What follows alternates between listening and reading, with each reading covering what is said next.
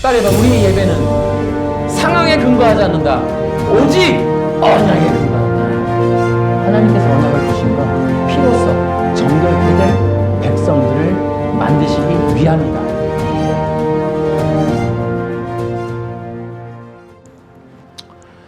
오늘부터 이제 언약 시리즈를 할 건데요.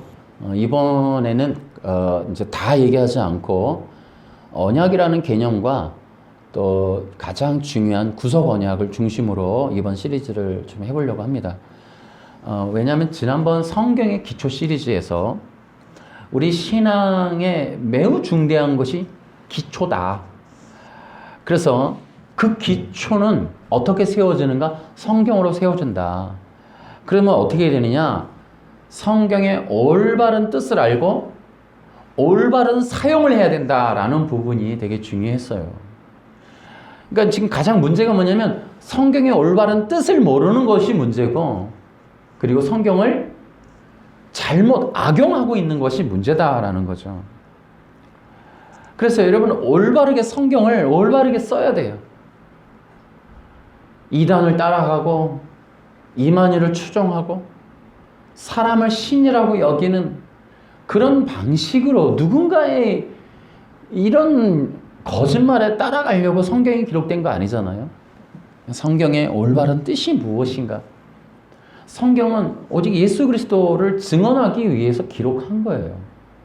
그럼에도 불구하고 이 기본적인 성경이라고 하는 기본적인 예수 그리스도의 그분에 대한 이야기가 아니어도 받아들이는, 그것을 빼고 다른 얘기를 하고 있는 이런 잘못된 기독교의 방향, 또 움직임, 이런 것들 때문에 이제 우리는 성경의 이런 올바른 뜻을 알고 올바르게 사용하자라는 것에 대해서, 그뿐만 아니죠.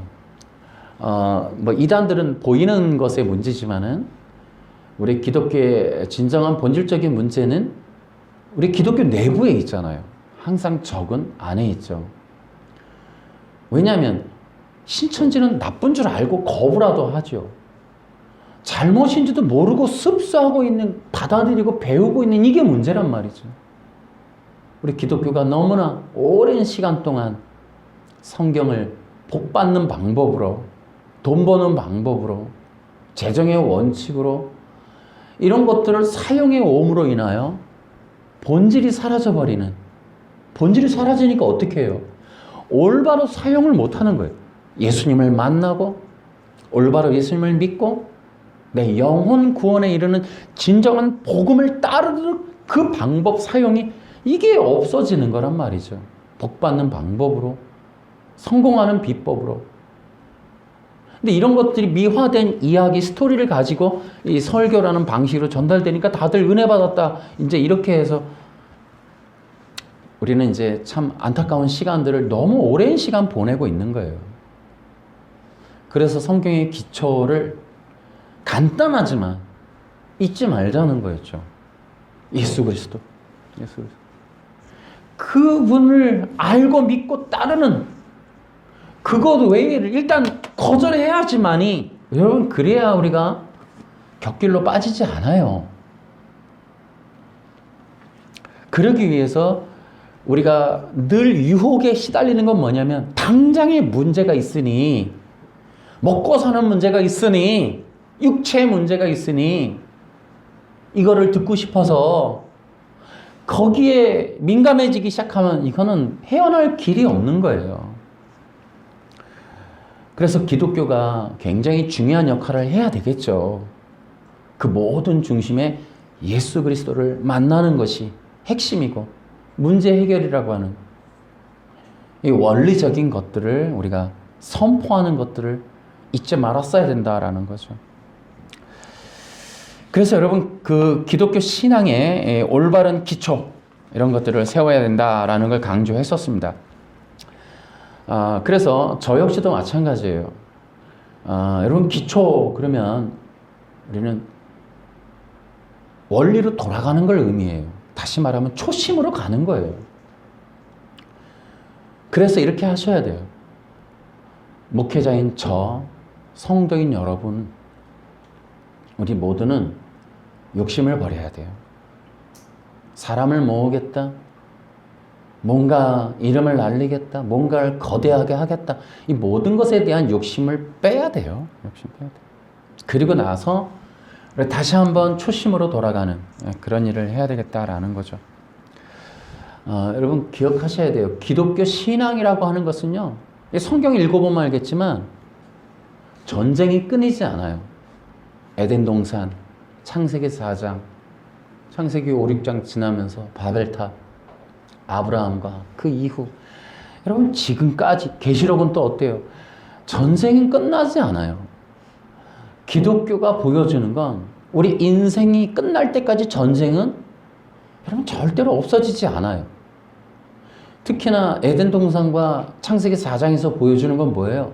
영적 전쟁과 진리 전쟁. 사탄이 등장을 해요.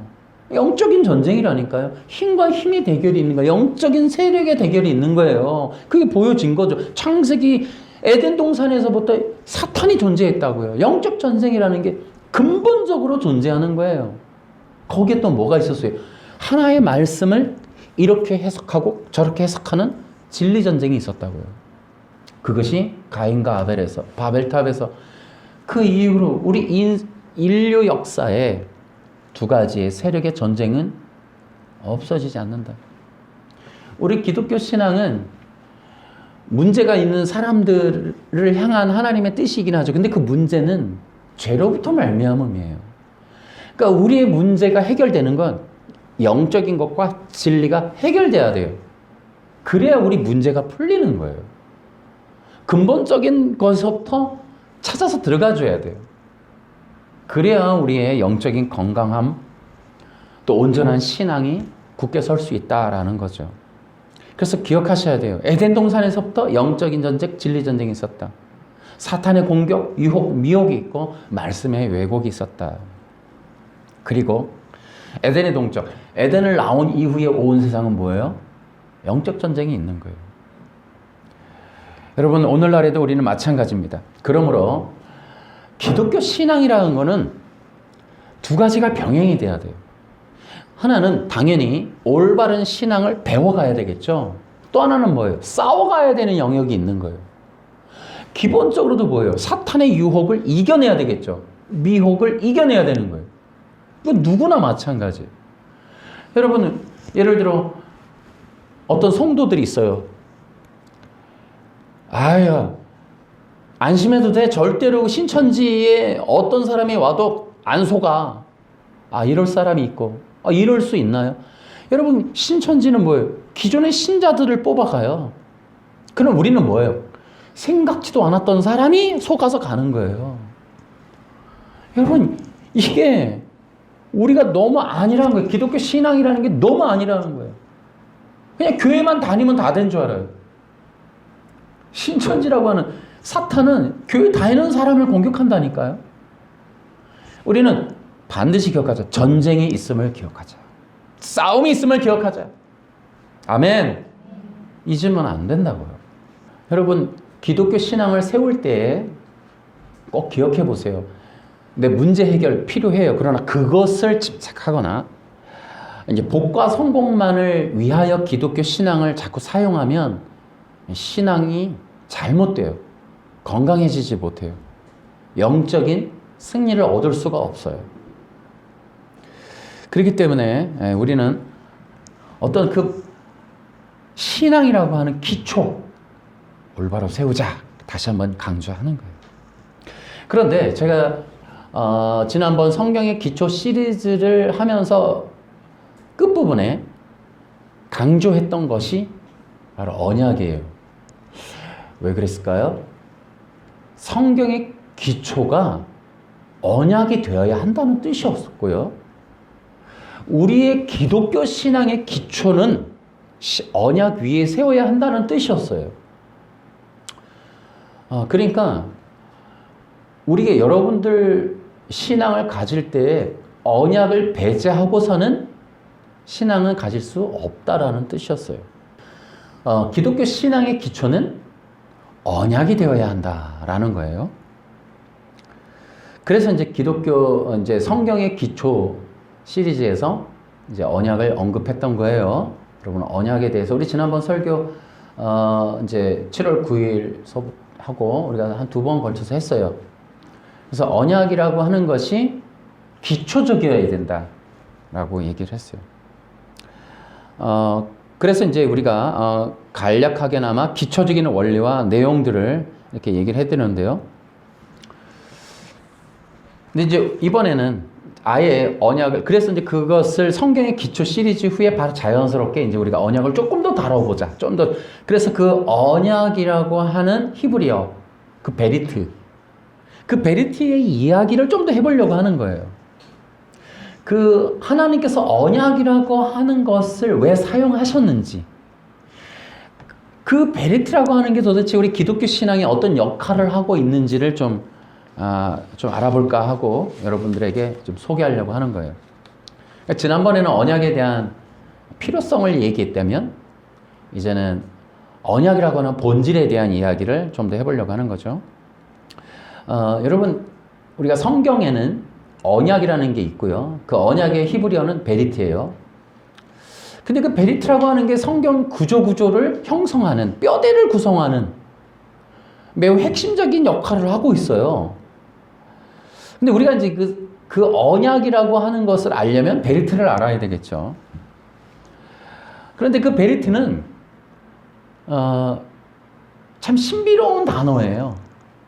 그러니까 여러분 기억하셔야 돼요. 베리트라고 하는 거는, 기억해 보세요. 모세가 성경 창세기를 기록한 게 기원전 1500년 전이에요.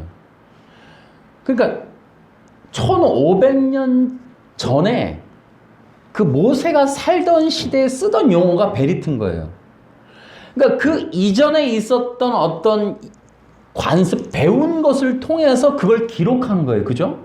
그 모세가 기록할 때는 이전부터 있어서 거기에 능숙하게 살아왔던 자연스러운 관습과 특별한 어떤 형식, 이런 것들을 기반으로 1500년 전에 기록한 거예요. 그러면 베리트는 지금 여기서 우리가 그 히브리어가 무슨 뜻이야로는 몰라요. 그리고 우리 문화는 당연히 모르고요. 기원전 1500년 전 그 이전서부터 그 시대까지 이어져 왔던 어떤 그 모세가 지배받는 문화적인 영향을 우리가 살펴봐야 된다는 거예요.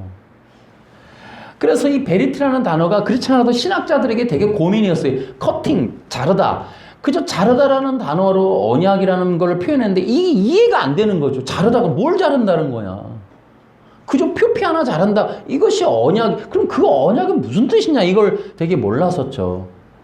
그러다가 이제 이것이 고대 세계 수메르 문명에서부터 오던 무려 기원전 3000년 전에 있었던 그 토판에 의하여 1500년, 기원전 1500년 전에 쓰인 이 베리트가 이해가 되는 거예요. 그러니까 베리트라는 단어는 무려 1500년 그 이전에 있었던 문화에서부터 전해져 오는 것에서 그것이 영향받아서 기록한 거란 말이에요. 엄청나게 오래된 문화 속에서 베리트라는 단어가 탄생했다고 봐야 되는 거예요. 그러니까 이제 베리트라고 하는 단어 그냥 커팅만 알던 시대에서 드디어는 이제 국제조약의 문서가 발견되면서 좀 더 자세하게 알게 된 거죠. 그러니까 우리가 이제 이 언약이라고 하는 게 얼마나 이 문화적인 영향을 많이 받았는가 하면, 자, 가령 예를 들어 여러분 여자의 후손이라는 게 있잖아요. 창세기 3장 15절 가면 여자의 후손이 있어요. 근데 여자의 후손을 기독교가 뭐라고 표현하냐면 원시복음이라 그래요. 이건 모든 책에 나와요. 이건 뭐 신학교 1학년 때부터 배우는 거예요. 창세기 3장 15절은 기본이 원시복음이에요. 아마 모든 사람이 인정할 거예요. 그럼 물어야 돼요. 아니 여자의 후손이 왜 원시복음이냐 이거죠. 왜? 복음이라 하면 적어도 예수님이 나오든 그리스도가 나오든 뭐 그런 비슷한 얘기가 나와야 복음이잖아요. 그러면 창세기 3장에 기록된 여자의 후손이라 이 5글자 속에 예수님이 있다는 얘기냐 이거죠. 그런데 원시복음을 정할 땐 뭐예요? 있다는 얘기죠. 뭐라 그래요 신학자들이? 그 예수님 얘기라는 거죠. 아니 어떤 면에서 여자의 후손이 예수님 얘기예요 이게. 그거를 어원, 히브리어 단어 사전으로는 모른다는 거죠. 그러면 그 시대의 여자의 후손이라는 말을 쓰고 있는 문화적인 뜻이 있을 거 아니냐 이거죠. 그 시대적인 의미가 있을 거 아니냐 이거죠. 그 문화적인 얘기가 기원전 3000년 수메르 문명서부터 온다고요, 그게. 그래서 그것이 이해가 돼요. 아, 여자의 후손이 복음인 이유가, 아, 이게 죄가 없는 육체를 가진 하나님이 오신다는, 아, 이런 어마무시한 얘기가 해석을 해보니 그게 들어있는, 그 여자의 후손 5글자에 없는 내용이 풍성하게 들어있는 거예요. 그 5글자 너머에 엄청나게 많은 뜻이 있는 거예요. 복음이라고 할 정도로. 우린 그걸 이해해야 된다고요. 그래서 언약 베리트를 보면 자르다라는 그냥 자르다라는 사전적인 의미 외에 엄청나게 많은 얘기가 들어있다고 해요. 베리트도. 성경은 그런 거라고요.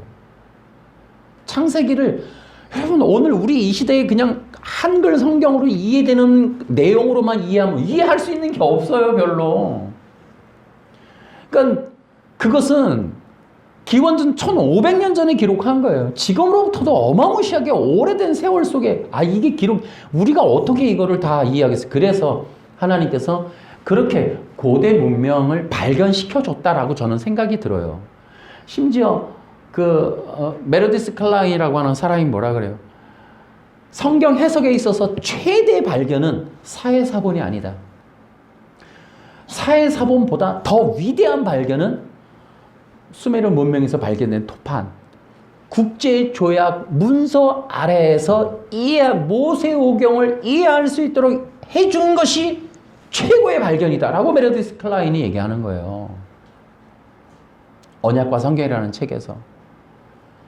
그러니까 우리는 성경 해석에 그래서 그 메르디스 클라인이 뭐해요? 그 어마어마한 성경 해석에 지대한 영향을 끼쳤어요. 그 사람이. 물론 외신 쪽이라 능동순종 주장하기 때문에 100% 받아들이진 않지만은 그 하나의 부분, 국제조약의 문서 아래에서 성경을 해석하는 길이 열렸다. 이 얘기 하나만큼은 대단한 발견이었다. 저는 그 책을 보면서 굉장히 저도 이해가 컸어요.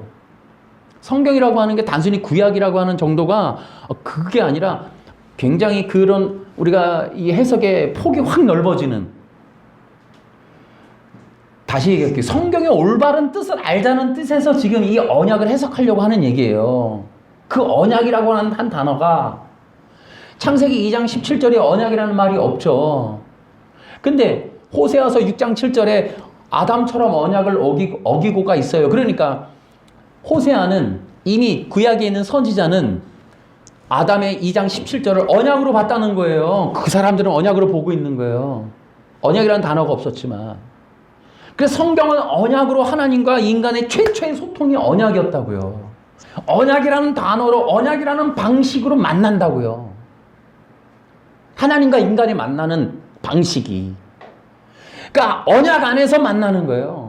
언약 안에서 대화를 하는 거예요. 언약 안에서 무언가를 약속한다고요. 그게 최초의 인간과 하나님의 엔카운터가 언약이었다는 걸 기억하셔야 돼요.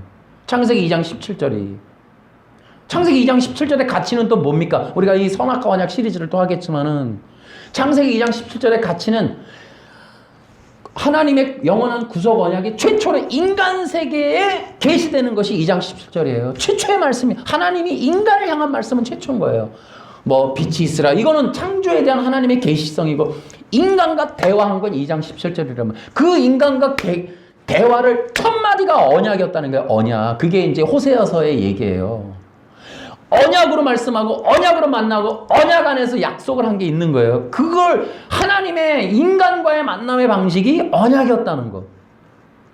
우리는 이런 언약이라고 하는 이런 방법을 기억해야 돼요. 알아야 된다고요. 자, 다시요. 호세아는 분명히 아담 2장 17절을 언약으로 봤어요. 그러면 그들이 그 모세가 알고 있었던 언약이라는 게 뭐고, 그걸 통해서 우리에게 전달하는 언약의 내용이 뭐냐, 이거 알 수 있다는 거예요. 그걸 메르디스 클라인이 얘기했다고요. 그러니까 2장 17절이 언약이었고, 그때 당시에 쓰던 언약의 방식이 이거니까 이걸로 대입해보면 2장 17절은 이런 뜻이 나온다. 이런 방식이 지금 성립이 되는 거예요. 근데 그걸 제가 이제 책으로 기록하고 있는 거고. 그러니까 이제 그런 내용들을 보면은 이제 하나님께서 언약을 그 당시에 창세기 3장 15절도 뭐라 그래요? 메시아 언약이에요, 이게. 그러면 창세기 3장 15절에 여자의 후손도 언약의 일종이고 또 노아 언약이 있고 아브라함 언약, 신의 산 언약까지 이 언약으로 계속적으로 이어간단 말이에요, 성경이. 그러니까 이 언약이라는 방식, 하나님이 계속 인간과 만나는 방식이 언약인 거예요. 사람을 만나는 방식이. 그러니까 이 언약이라고 하는 것을 기본적으로 여러분 알아야 된다는 얘기예요. 우리가 구약과 신약이라고 하는 이런 특별한 이런 커버넌트, 이 방식을 쓰고 있기 때문에 일단은 인지를 하셔야 돼요. 제가 보니까 합동 측 그 계단공과가 언약 백성이 있더라고요. 깜짝 놀랐어요. 제가 그것도 사서 이렇게 읽어봤는데, 그러니까 이게 베르트라고 하는 그 근본적인 어떤 조약에 관한 얘기는 아니고 언약에 관한 삶에 대한 얘기들을 하는데 나름대로 효력이 있겠다 싶었어요. 그것은 환기시키는 역할을 해요. 성도들로 하여금 나는 신앙생활이라는 언약적인 삶이구나 라는 걸 환기시키는 데는 되게 도움이 되는 거예요. 근데 그런 교육들을 하고 있다는 건 대단히 반가운 일이라고 저는 생각합니다. 어쨌든 여러분들도 기억하셔야 돼요. 그래서 이제 우리에게 있어서 중요한 것은 바로 이런 언약이라고 하는 것은 단어 이상의 엄청난 뜻이 담겨 있다. 그래서 그 베리트라는 단어를 우리가 집중해서 볼 필요가 있는데 결국은 그 베리트라고 하는 이런 단어의 핵심이 뭐냐? 피로 맺은 약정이다라는 거예요. 물론 이 피로 맺은 약정이라는 단어는 팔머 로버슨이라고 하는 사람이 자기 책에서 최초로 썼어요. 굉장히 오래된 책인데 피로 맺은 약정이다 이렇게 얘기를 해요. 자, 이 부분에 대해서 이제 우리가 좀 더 얘기를 하려고 하는 겁니다. 근데 여러분 이게 대단히 재밌어요. 언약이라고 하는 게 기독교 신앙에서는 없어서는 안 되는 거예요. 근데 이 언약이라는 게 기독교 신앙을 되게 독특하고 특별하게 만들어요. 자, 그러면 반대적으로 얘기해서 그럼 언약이 없다면 어떤 것이 우리가 괜찮지 않을까? 언약이 굳이나 필요한가? 이렇게 생각할 수도 있는데 언약이라는 게 뭐냐면 이런 거예요. 하나님이 자신의 마음과 뜻과 계획을 알려주시는 거예요. 그러니까 언약이라고 하는 건 엄밀히 말하면 하나님의 자기 계시고 뜻과 마음과 계획을 알려주시는 거예요. 예를 들어 이런 거죠. 우리가 인간을 하나님이 창조하셨잖아요. 그 인간 창조의 목적, 가치, 방향 이 모든 것에 대한 뜻이 언약에 들어있다고요. 왜 만들었고 무엇을 하고 싶어하고 어떤 결말을 얻고 싶어 이 모든 게 언약에 들어있다고요. 더 쉽게 얘기하면 창조하신 이유도 언약에 들어있어요. 그러면 창조 왜 하셨어? 도대체 뭘 원하시는 거예요? 언약에 들어있다고요. 그게 언약인 거예요. 그러니까 언약이 없으면 하나님을 모르게 돼요. 하나님의 계획, 뜻, 마음을 모르게 돼요. 우상이 그런 거예요. 우상이. 여러분 우상은 말을 못해요. 그죠? 자, 우상의 특징은 어떤 게 목성 아세라 목상 이런 거 있잖아. 바알 신상 이런 거. 이제 그런 걸 보면 어때요? 계획이 있어요, 없어요? 없어요. 왜? 계시를 안 했어요. 바알 우상이 계시한 적이 없어요. 계시는 왜? 말씀이 있어야 되는데 말씀이 없어요. 바알이 했다는 말씀이 어디 있어요? 그러니 말씀이 없으니 언약이 없는 거예요. 뜻이 없는 거예요. 뜻이 있어야 계시를 하죠. 마음이 있어야 계획을 하고 그래서 그것을 나타내죠. 그거 왜 해요? 근데 그 언약이라는 건 뭐예요? 상대가 있어야 돼, 상대가.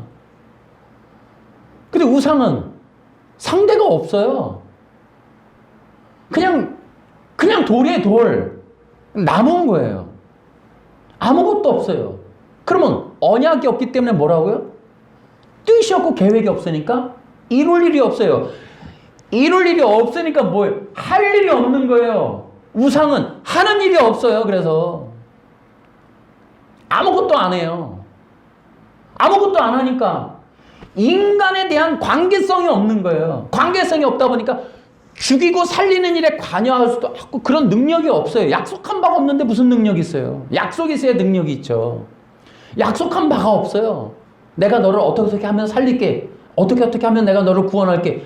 그런 약속한 바가 없는데 무엇을 할 수 있겠어요? 아무것도 할 수 없는 거예요. 그러니까 언약이 있어야, 언약이 있어야 그때서야 하나님과 관계성이 생기고 할 일을 알게 되고 그 뜻에 대한 능력이 생기는 거예요. 너를 지키면 네가 이것을 한다면 난 너를 구원할게. 그러면 그렇게 하는 사람에 한해서나 행동의 조건에 부합하면 그것을 살릴 수 있는 권한과 능력이 생기는 거예요. 근데 그런 어떤 부합하는 조건이나 이런 것들이 없으면 그 개입할 이유도 없고 할 일도 없고 아무것도 없는 거예요. 언약이 없다면 우상에 지나지 않아요. 여러분, 우리 기독교가 언약이 없으면 이거 샤머니즘이에요. 그냥 복을 빌고 그냥 응답받고 하는 것밖에 없는 거예요. 그러니까 기독교 교회에 가갖고 비는 거 받는 거 외에 없으면 여러분 이거 샤머니즘이에요. 교회 안에 있는 샤머니즘이에요. 기독교 안에서 샤머니즘 하고 있는 거예요. 그러니까 하나님도 알려고 안 하고 성경을 알려고 안 하고 복음도 필요 없고 좋은 말 듣고 복 받는 방법 듣고 어쨌든 정성 예배 11시에 갔어. 내가 힘들게 왔어. 대가 받아야 돼. 응답 주겠지. 이런 개념만 갖고 있으면 당신은 샤머니즘이에요. 기독교인은 아닌 거예요. 그냥 자기중심적인 종교 하나 갖고 있는 거예요. 대상도 불분명하고 그러다 보니까 여러분 이거 굉장히 우리 기독교 안에 이게 썩어가는 거예요. 기독교가 언약교에 세워져야 되는 게 그런 거예요. 또 하나가 있어요. 여러분 보세요. 기독교 신앙이라는 게 지금처럼 빌고 응답받고 하는 것만 남는 이유가 뭐냐면 사람은 내가 무엇인가를 지키거나 의무적인 행동을 감당하거나 어떤 이런 걸 싫어한단 말이에요. 법을 지키는 걸 싫어한다고요. 본성적으로. 하나님의 제한된 법 안에 내가 들어가는 걸 싫어하는 거예요. 하나님께서 조건하에서 너 이걸 지켜야 너 가능해라고 할 때 그 법에 들어가는 걸 문 앞에서 주저한단 말이에요. 하나님의 뜻에 의해서 내 인생을 끼워 넣거나 하나님의 뜻에 맞추기 위해서 내가 거기에 헌신하거나 희생하거나 대가를 치르거나 손해를 보거나 안 해야 되거나 그런 부분들을 싫어한단 말이에요. 인간 본성적으로 DNA가 그걸 거부해요. 그렇기 때문에 사람들은 언약이라는 게 불편한 거예요. 왜? 언약은 뭐예요? 상대적인 조건이잖아요. 너 이렇게 해야 내가 너한테 그러한 거 줄게. 이런 거. 근데 그런 조건 하에서의 신앙은 거부하는 거예요. 사람들이. 대신 편안할 때 가고 편안할 때 하고 편안할 때 빌고 편안할 때 뭐 응답. 그래서 내가 하고 싶은 것도 적당히. 이제 그런 본성에 의해서 주고받는 관계성만 남으면 이거는 샤머니즘이라고. 교회 안에 있는 샤머니즘. 그러니까 언약이라는 게 그래서 무서운 거예요. 하나님은 언약이라고 하는 것은 피로 맺은 약정이에요. 그러니까 피로 맺는 거예요. 서로 간에. 하나가 되는 거예요. 묶이는 거예요. 하나님 당신이 피로써 그 약속에 묶이신 거예요. 이게 대단하신 거예요. 그 인간에게 그 세계 속에 그 뜻에 당신 자신을 그 안에 넣으신 거예요. 그리고 인간을 붙잡아서 반드시 어떠한 계획을 완성하시겠다라고 당신 자신을 스스로 그 언약에 묶어버리시는 거예요. 이게 피로 맺은 약정이에요. 근데 우리 인간들은 그렇게 하지 않는단 말이에요. 그래서 하나님께서 그 언약 속에 인간을 넣기가 그렇게 어려운 거예요. 언약은 반드시 법을 기반으로 하고 있어요. 조건화하는 규정된 문서가 존재하는 거예요. 이제 그런 어떤 서로 간의 의무 조항이라고 하는 것들이 인간의 DNA가 싫어한단 말이죠. 그러니까 이 언약적 신앙에 대한 것이 거부감이 드는 거예요. 이제 그렇기 때문에 다시 한번 얘기하지만 그런데요. 언약이 없으면 샤머니즘이 되는 거예요. 서로 묶이는 게 없으면 서로 간에 맺은 약정이 없는 상태라면 그건 우상이에요. 그건 기독교 아니에요. 그러니까 우리가 이 기독교라고 하는 거를 피로 맺은 약정을 다시 한번 기억해야 된다. 팔머 로버슨이 되게 잘 말한 거예요. 언약이라는 건 뭐냐? 피로 맺은 약정이다. 그래서 여러분, 언약이라고 하는 것은요, 기독교밖에 없어요. 세상 어느 종교도 언약이 없어요. 그들이 세상이 주장하는 그 모든 신들에게는 언약이 없어요. 오직 언약은 하나님밖에 없어요. 하나님에게만 있어요. 또 스스로 언약을 주장하시는 분은 하나님밖에 없어요. 이 성경 안에 있는 하나님 외에는 다른 신은 없어요.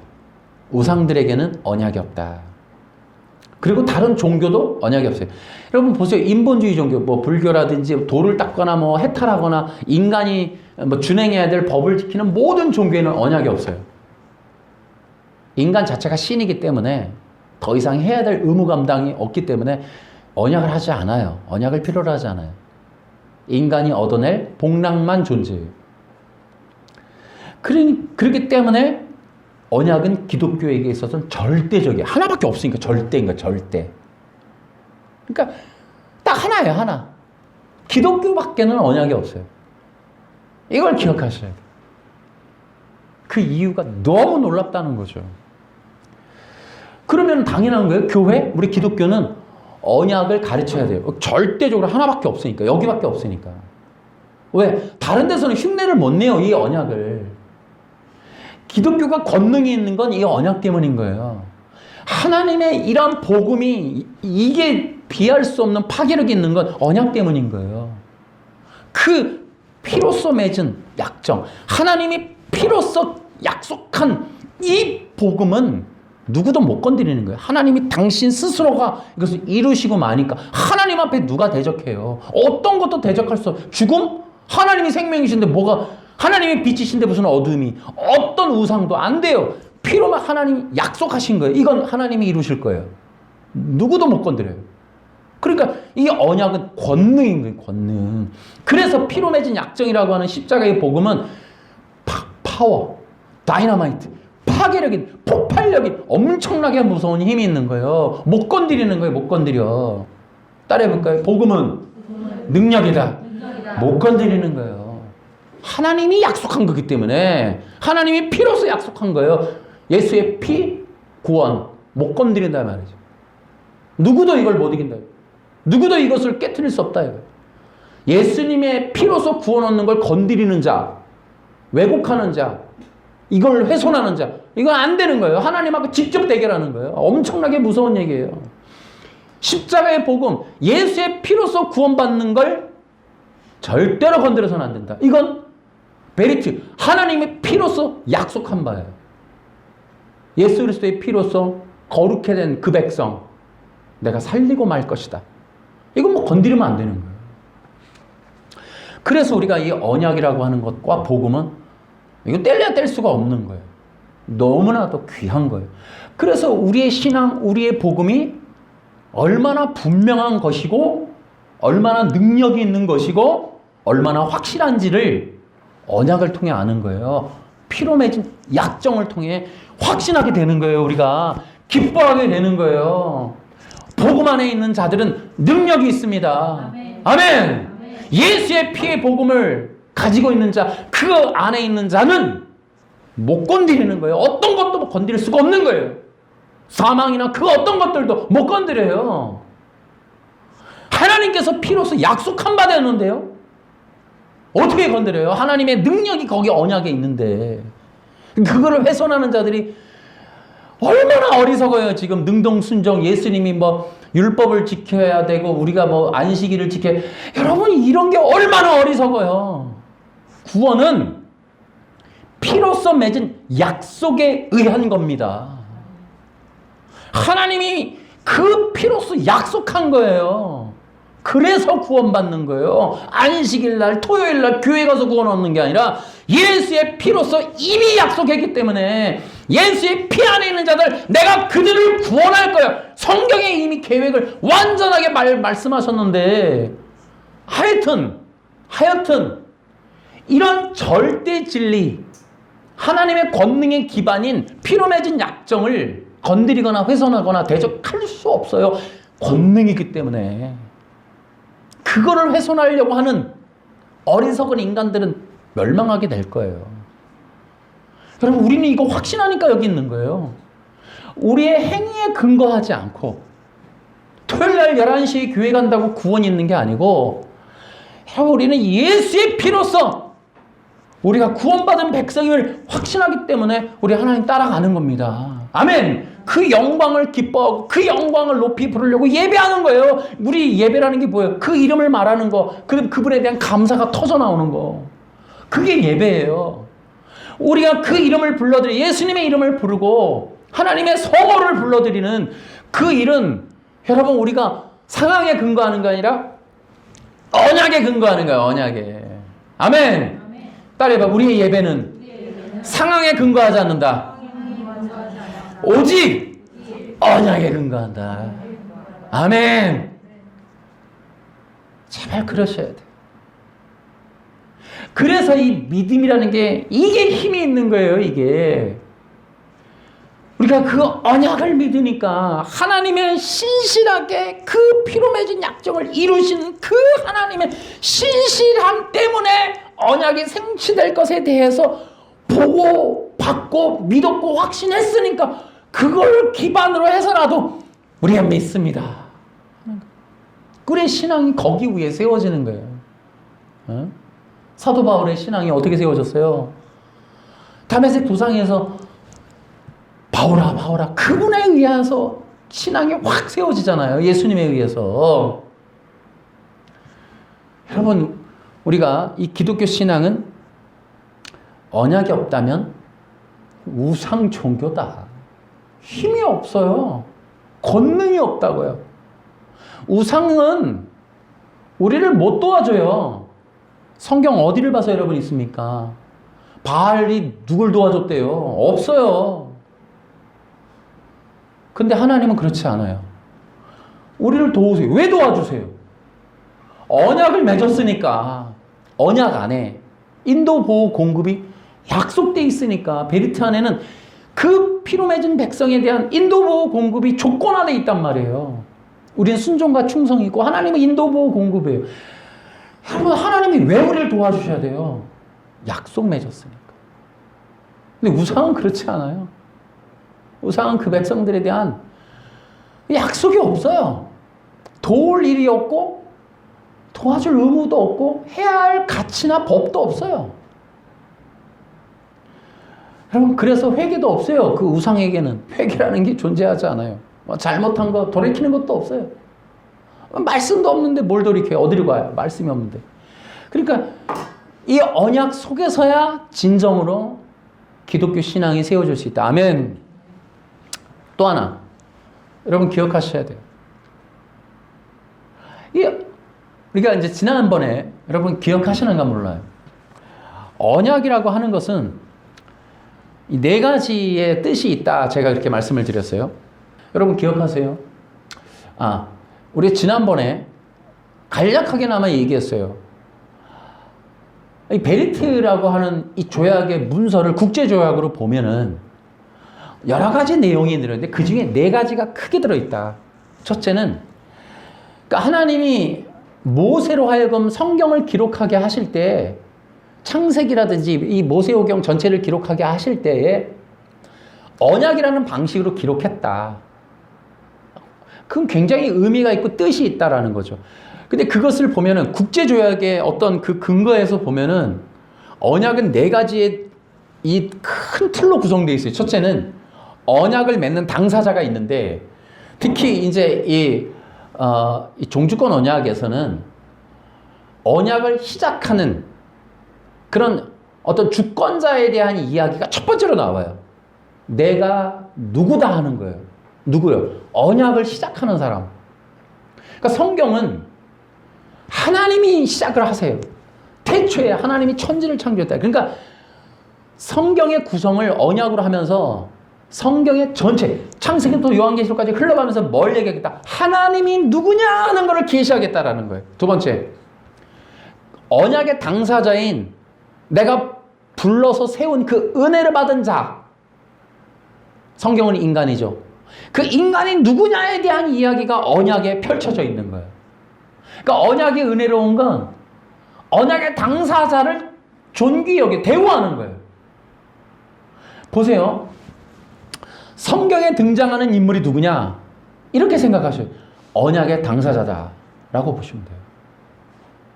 그러니까 우리가 이제 아브라함, 이삭, 야곱, 요셉 이 4대 족장 외에 사사기로 가면 이제 삼손이라고 하는 인물이 있고 왕 11개에는 다윗이라는 존재가 있죠. 그 다음에 솔로몬이 이제 큰 인물로서 이제 이런 사람들은 다 언약의 당사자들이에요. 근데 하나님께서 참 그들의 일생을 성경을 통해 기록으로 남기셨어요. 물론 전체가 아니라 구속사에 관련된 얘기들로만. 근데 이제 그런 인물들을 하나님께서 귀하게 여기시는 거예요. 그것은 곧 우리의 이야기이기도 하고 새 언약의 그 새로운 백성들에 대한 하나님의 관계성이 어떠한지, 관심이 어떠한지, 어떤 것에 집중하고 있는지를 보여주는 거기도 하죠. 어쨌든 하나님께서는 그렇게 그 당사자, 언약의 당사자들이 누구냐를 드러내신다는 거죠. 세 번째는 서로 쌍방간에 있어야 될 조항에 대한 이야기가 계속 흘러가요. 예를 들어 인간에게는 율법이죠. 하나님께서는 하나님 당신의 의무 조항, 종주의 의무는 인도보호 공급에 대한 이야기. 어떻게 그들을 어둠 가운데 인도할 것이냐. 또한 그래서 하나님의 스타일은 뭐예요? 인도하시는. 아브라함을 불러서 갈대아와 우르를 떠나서 적각거리는 땅으로 인도하시고 이스라엘 백성들을 애굽에서 인도하시고 가나안으로 끝없이 주님의 백성들을 인도하시는. 우리는 뭐예요? 순례의 길. 우리는 순례의 길을 끝없이 인도하시는 거죠. 성령님이 성령 받은 자들 인도하시고 계속 인도 보호 공급이 성경 역사 전반에 흘러가요. 하나님이 언약에 의하여 그 백성들을 반드시 빛 가운데로 인도하실 것이라는 것이 드러나는 거예요. 그게 성경의 구성이에요. 또 인간들은 어때요? 항상 하나님의 뜻을 순종해야 돼요. 그 뜻이 이제 시내산 언약 이전에도 그 뜻이 있었죠. 그 시내산 언약 이전에 있었던 뜻이 선악과 언약이라고 하는 것이 있었다라는 것을 여러분 기억하셔야 돼요. 다시요.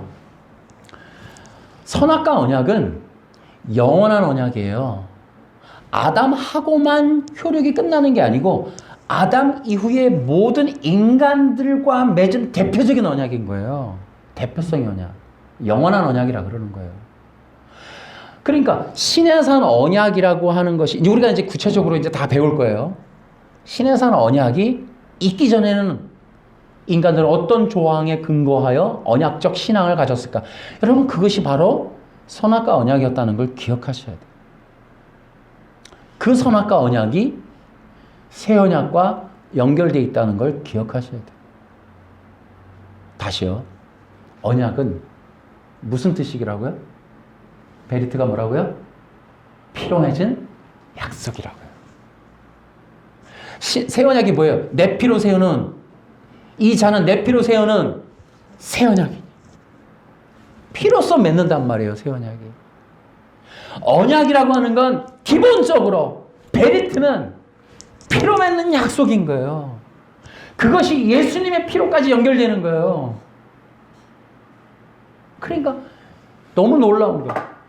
모든 언약은 피로써 맺은 언약이다. 피로써 맺은 약정이다. 그 모든 언약은 복음이며 모든 언약은 그리스도를 향하고 있다. 모든 언약은 그리스도와 만나게 되어 있다. 그리스도를 예표하고 있다. 아멘. 기억하시란 말이에요. 성경의 모든 언약은 그리스도를 예표하고 있다. 아멘. 그럼 무엇을 예표하느냐? 피로써. 오늘 요절이 뭐예요? 피로써 정결케 되나니 피 흘림이 없으면 정결케 되지 않는다. 여러분 중요한 게 뭐예요? 베리트는 뭐예요? 피로써 정결케 된 백성을 만드는 거예요. 다시요. 여러분 이거 우리 가슴 아프게 얘기해야 돼요. 우리가 이제 영적 전쟁, 진리 전쟁 해야 되잖아요. 우리 시대 2000년 이후에 우리에게 닥쳐야 오는 지금 현재 직면해 있는 우리의 진리 전쟁도 감당해야 되잖아요. 지금 우리에게 있는 당면한 진리 전쟁, 인본. 이 인본의 대표적인 이 쇠말뚝이 행해언약. 그 행해언약으로부터 인간이 율법을 지켜 의를 얻는데 예수님도 율법을 지켜서 의를 얻었다. 여러분이 우리 이거 쇠말뚝 이거 갖고 우리 싸워야 되잖아요. 이 능동순종이라고 하는 게. 여러분 그러나 다시요. 언약이 뭐라고요? 피로 맺은 백성. 피로 맺은 약정. 베리트는 뭐냐 하면 피로써 정결케 된 하나님 나라의 백성 만들기예요. 이 시대적인 진리는 뭐라고 얘기한다고요? 율법을 지켜서 착하고 선하고 도덕적이고 윤리적이어야 토요일날 안식일, 토요일날 교회에 가야 부모를 공경해야 서로 사랑해야 하나님 나라 백성 된다 라는 것이 능동순종이죠. 다시 얘기할게요. 하나님 나라의 백성은 도덕 윤리가 아니라 피로써 정결케 된 백성들이어야 된다. 하나님께서 언약을 주신 건 피로써 정결케 된 백성들을 만드시기 위함이다. 아멘. 율법을 지키는 것이 아니다라는 거예요. 우리가 가지고 있는 언약만으로도 이 베리트 하나만으로도 우리는 이미 놀라운 복음을 이해하게 되는 거예요. 여러분 히브리서의 진리가 뭐예요? 피로써 정결케 된다는 거예요. 구약은 어린 양의 피. 그래서 새 언약은 예수님의 피로써. 근데 왜 도대체 왜 구약과 신약이 필요해요? 왜 짐승의 피는 안 되냐고요? 라고 히브리서가 질문하며 뭐라고 얘기해요? 거룩해 됨은 정결케 됨이란 행위, 겉사람, 할례, 안식일, 도덕 윤리가 아니고 마음. 근데 마음 착한 마음이 아니란 말이에요. 아담이라고 하는 인간의 근원적인 DNA를 갖고 있는 자들이 불의하다 이거예요. 인간의 행동이 어떻게 착하든 그 불의한 마음을 정결케 하는 것이 하나님의 백성이다. 그 마음의 정결함을 짐승의 피가 못하더라. 양을 잡고 비둘기를 잡고 뭔가를 해도 겉사람은 닦아볼 수 있는데 근원적인 죄의 본성을 해결할 수 없다더라. 인간의 이러한 원래 본성적인 악을 대가를 치르면 죽여야 돼요. 존재하지 말아야 돼. 그런데 인간을 구원하기 위하여 이 죄를 영적으로 본성적으로 누군가가 대신 죽음으로 이 인간의 죄가 씻어짐을 통하여 구원하시는 하나님의 방법. 근데 인간의 그 근원적인 마음의 죄를 도대체 무엇이 대속을 할 수 있단 말이냐 이거죠. 한 가지 방법이 있는 거예요. 이 인간의 DNA를 교육하고 훈련하는 게 아니라 아예 죽였다가 다시 살려야 돼. 다시 살아야 돼. 다시 사는 방법. 새롭게 태어나야 돼. 고쳐보는 게 아니라 다시 태어나야 돼. 다시. 어떻게 인간이 죽었다가 다시 살아나냐. 이게 모든 인류 니고데모까지 합해서 유대교가 가지고 있지 않은 해답. 유대교가 율법으로도 해결할 수 없는, 능동순종이 해결할 수 없는 놀라운 하나님의 이런 계획, 뜻. 이게 뭐예요? 거듭남이라는 거죠. 그럼 어떻게 거듭나냐? 하나님이신 그 예수님이 죽으실 때 인간이 다 그때 죽은 걸로 연합해서 죽었다 치고 다시 살아나셔서 그 예수님과 죽었다가 살아난 자들에 한해서는 그 죄가 다 씻기는 것으로, 인간의 근원적인 죄의 본성이 다 씻기는 것으로 그 예수님이 살아날 때 그 하나님의 생명으로 본성으로 다시 성령으로 살아나는 것으로 여겨주시는 것, 이게 구원의 방법이었던 거예요. 이거를 능동순종에 갖고 있지 못하는 거예요. 이거를 맨날 그들이 논하는 게 어떻게 율법을 지킬 수 있느냐에 대한 얘기를 대한민국 기독교가 지금 하고 있는 거예요. 지금 정통 개혁주의가 능동순종을 가지고 예수의 피로서 정결케 되는 걸 이해를 할 수가 없으니까 그렇게 코미디를 하고 있는 거예요. 대한민국 신학교가 총동원 돼갖고 지금 예수의 피로서 정결케 되는 하나님의 베리트라고 하는 이 하나님의 계획 뜬 마음이 이해가 안 되니까 우리의 신앙이 뭐예요? 여러분, 우리가 피로써 정결케 된 백성임을 믿으시기 바랍니다. 여러분이 예수님을 믿었다는 게 그런 뜻이에요. 여러분의 죄의 본성이 씻겨나간 거야. 여러분 새 사람 됐다니까요. 아멘. 죄의 본성적인 게 씻겨진 거예요. 조금 착해지는 교정된 사람이 아니라 새로운 사람이 돼버린 거예요. 이것이 하나님이 피로써 맺은 약성을 통하여 계획하신 거예요. 그걸 신실하게 십자가에서 완성하신 거예요. 여러분, 그래서 이제 우리가 이 십자가의 복음, 예수의 피로써 정결케 됨에 대해서 여러분이 확신하셔야 돼요. 지키셔야 돼요. 싸우셔야 돼요.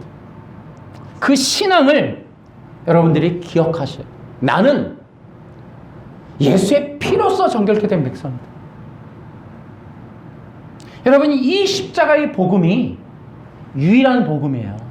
다른 복음 없어요. 여러분, 여기에 목숨 걸 수 있겠어요? 그러셔야 돼요. 여러분이 하나님께서 언약을 통하여 당신 자신을 거기에 묶으셔서 그 당신의 본체이신 그리스도가 십자가로 희생하심으로 사랑이라고 하는 하나님 나라의 놀라운 은혜의 왕국을 실현하시는 그 똑같은 원리의 패턴을 우리에게도 적용하셨어요. 그러니까 우리는 이 한 가지 하셔야 돼요. 십자가의 복음을 충성하셔야 돼요. 아멘.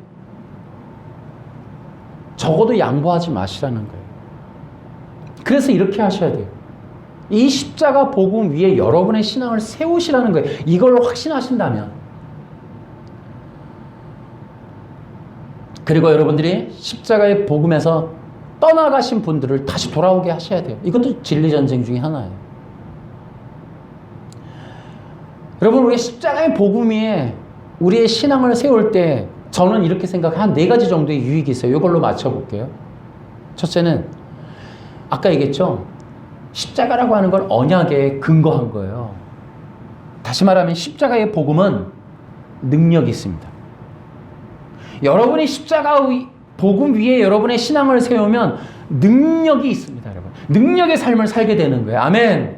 십자가는 능력이 있어요. 여러분, 예수의 피로 기도해 보세요. 예수의 피를 불러보세요. 예수 그리스도의 피. 할렐루야. 감사하셔야 돼요. 이것이 능력이에요. 우리가 안 쓰니까 그런 거예요. 사람들이 기독교가 무슨 잘못을 저지르고 있어요. 끝없이 교회 와서 목회자나 예배를 소비할 수밖에 없도록 그 구조를 만들어놨죠. 예수 믿고 구원받았는데도 복받아야 된다고 자꾸 거짓말하죠. 응답받아야 된다고 거짓말하고, 사업 번창하기 위해서 기도해야 된다, 헌금해야 된다, 조건화해서 다 거짓말이란 말이에요. 이게 교회라고 하는 사업적인 구조를 돌리기 위한 방법이에요. 이게 기독교가 만들어놓은 고리 아니에요. 여러분이 구원받아서 예수님을 믿을 때 그 복음이 능력입니다. 복음이에요. 여러분, 응답 다 받으신 거예요. 사기치고 거짓말하는 이런 거짓 진리에 속지 마세요. 두 번째, 십자가에 여러분의 복음을 세우면 흔들리지 않아요. 여기저기 거짓말에 속지 않게 돼요. 다시 한번 여러분이 신앙을 십자가에 꿋꿋하게 세워놓으란 얘기예요. 세 번째, 십자가의 위에 여러분의 신앙을 세울 때에 생명의 삶을 그때 살 수가 있게 돼요. 여러분, 다시 한번요. 여러분이 예수 믿고 구원받았는데 자꾸 교회 와서 돈 내고 응답 달라, 뭐 복 달라. 아니요. 다시 얘기할게요. 여러분은 그 복을 넘어서는 생명을 받았어요. 여러분은 뭐 해야 되냐면 생명의 삶을 사는 것에 여러분 신경 쓰셔야 돼요. 생명의 삶을 살아가는 것을 누리셔야 된다고요. 또다시 응답을 받아내고 뭐. 그럼 그것을 계속 종교적인 굴레에 굴복하고 소비할 수밖에 없는 소비자 만들어 놓은 패턴인 거예요. 교회가.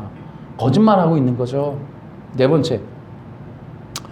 십자가 위에 여러분의 신앙을 세우면은 당연히 이루어지는 건 뭐예요? 마지막 최후의 승리가 있을 거예요. 이기는 자는 얻게 되는 거예요. 이걸 지켜야죠. 십자가의 신앙. 그러니까 어떤 신앙을 여러분 가질 거냐, 어떤 신앙을 지킬 거냐. 아까 얘기했죠. 다시 한번 이거 시리즈 한 10번 할 건데요. 여러분 기억하셔야 돼요. 십자가의 신앙을 세우죠. 그것이 바로 하나님이 창세전에 계획하신 피로써 내가 정결화된 백성을 만들 것이라는 그 언약에 담겨있는 하나님의 뜻이란 말이에요. 이것을 십자가의 복음으로 실현하시고 성취하셨어요. 우린 그걸 받아들이고 믿고 견디면 돼요. 그것을 견고하게 지키고 그것을 말하고 선포하고 그것과 싸우고 나아가면 되는 거예요. 구원받은 성도는 세상의 복에 연연하는 게 아니라 영적인 삶을 살고 생명의 삶을 살고 승리의 삶을 통치하며 다스리며 사는 거예요. 아멘. 여러분에게 이 십자가의 복음을 지키는 자들에게 그런 은혜가 넘치시기를 예수님의 이름으로 축원합니다. 박수로 하면서 하나님 아버지, 백성들이 하나님을 모르고 하나님의 계획을 모르고 하나님의 놀라운 구속의 언약을 모르기에 종교에 시달리며 종교에 속아서 미혹당해서 그 노예적인 삶을 삽니다. 끊임없이 교회 가서 복 달라고 이렇게 노예적인 상황과 구조를 만들어 놓은 이 세속적이고 인본적인 기독교의 거짓말을 빨리 벗어나서 이제 그 언약 안에 들어가 십자가 안에서 피로써 정결케 된 그 백성들을 통하여 이루시는 하나님의 놀라운 계획을 믿고 신뢰하며 그 십자가의 복음을 선포하고 생명의 삶을 누리며 나아갈 수 있는 놀라운 하나님의 백성들을 불러주시고 세워주시고 만들어주시고 그들을 통하여 하나님이 기뻐하는 예배가 드려지도록 하나님께서 역사하여 주시옵소서.